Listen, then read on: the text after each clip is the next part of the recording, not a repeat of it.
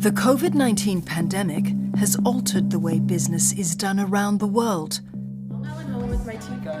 Millions of people are staying at home instead of going to work or meeting up with people. Hi guys. Hello.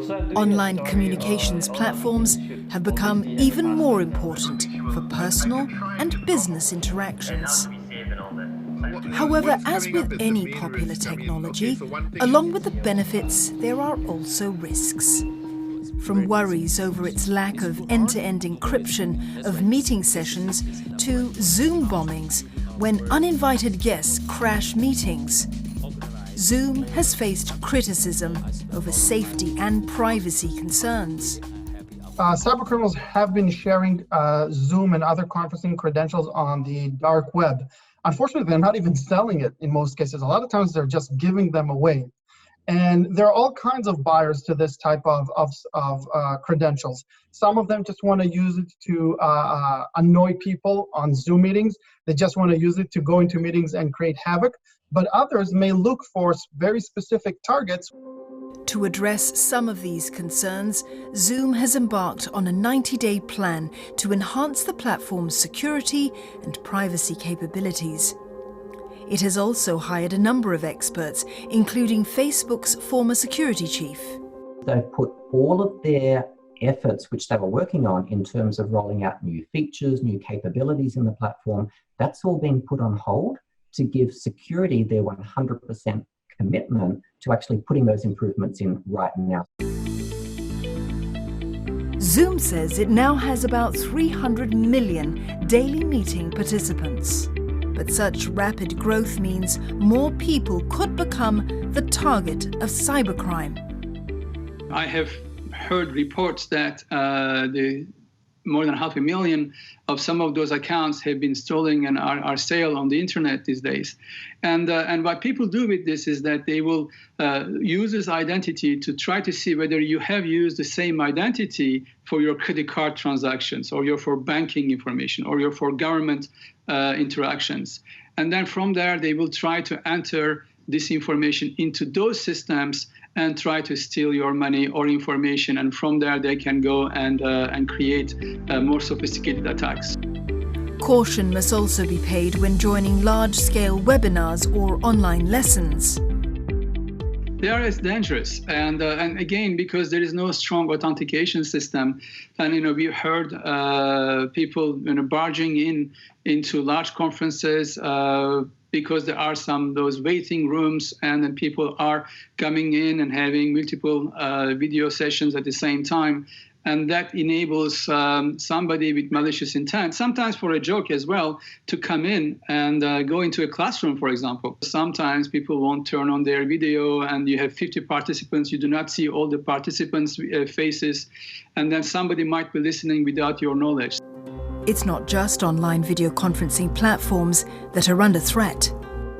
There's definitely an increase in attacker activity right now. We're seeing phishing emails, for example, pretending to be from bodies like the World Health Organization. And they're saying things like, here's some information that can help keep you safe. The important thing is not to click on those, not to open any attachments that might come with those, because just by doing so, you can actually infect the machine you're on. According to Insights, there has been an exponential rise in the number of domains registered using the words Corona and COVID. While some of these domains are registered for legitimate uses, others now host phishing attacks.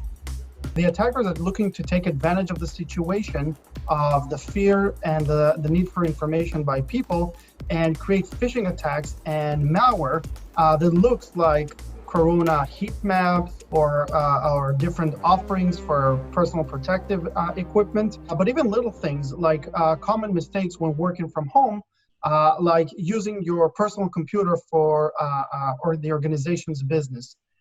Connecting your personal computer to the organization network can bring a lot of problems into the network itself. So how can users guard against such threats? First and foremost, passwords. Use strong passwords, use different passwords across all of your different services. The reason we say that is if one of those passwords or accounts gets compromised, attackers can't use those same details to log into other services you're going to be using as well. We also know that if you're receiving emails from people you don't know and they're enticing you to read information, follow links, if you don't know the sender, just don't do it. It's not worth the risk. If you want to look at information, get new information as the situation develops, go back to those same news sources you've been using for a long time and you're familiar with, instead of looking at ones that are brand new. Similar care should also be taken when using online conferencing tools. Whenever you get updates, you've got to be applying those straight away. You really don't want to delay those. But also, one of the things you can actually do when you send out meeting invitations is to require the attendees, before they get access to those meetings, to put in a password. So they're password protected meeting. Another thing which a lot of people may not have heard of is this concept of a waiting room. So basically, when you dial into a meeting, you're put into a virtual waiting room and you can't join the conference until the host will actually let you in. Other things like not having the mic and the camera automatically turn on are good security and privacy settings as well.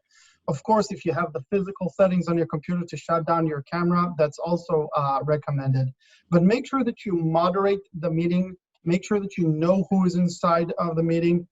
Make sure that you don't display information that you don't want, like, for example, maybe the meeting ID number or the full information that if somebody drops into the meeting, they'll see and be able to utilize.